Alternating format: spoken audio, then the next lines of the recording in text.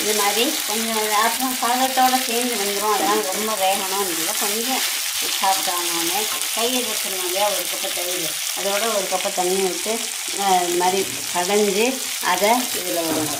இது வெந்தோடனே கொஞ்சம் சுமாராக வந்தோடனே கொஞ்சம் மோராட்டம் பண்ணி விடணும். இது கொதிக்கும். கொதித்த உடனே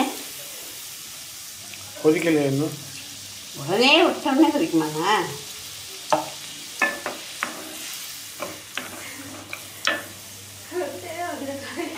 எப்படி கொதிக்கும்? இப்போ தான் விட்டேன். இல்லை மேஜிக் வாண்டன்னு வேணால் வச்சுக்குவாங்க.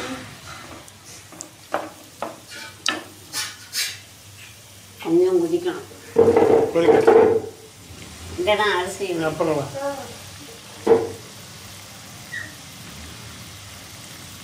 மாடிக்கு போயிட்டு வா. கொதிக்க ஆரம்பிச்சுக்குவாங்க. கொஞ்சம் சேர்ந்து கொதிக்கணும்.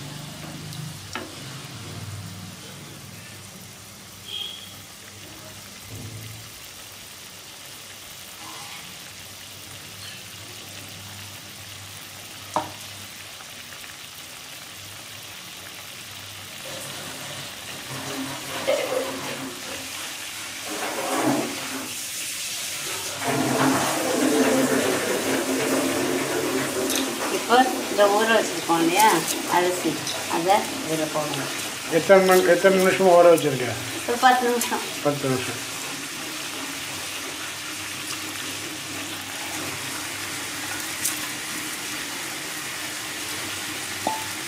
போட்டு நல்லா கலக்கிட்டு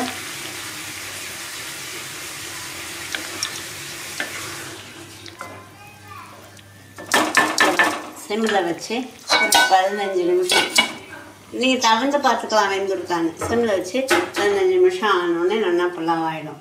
இவ்வளோதான். இது சௌசௌ pulao ready.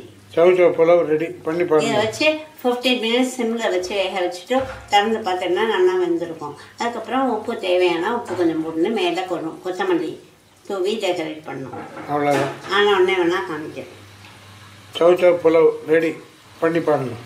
All the best. Thank you.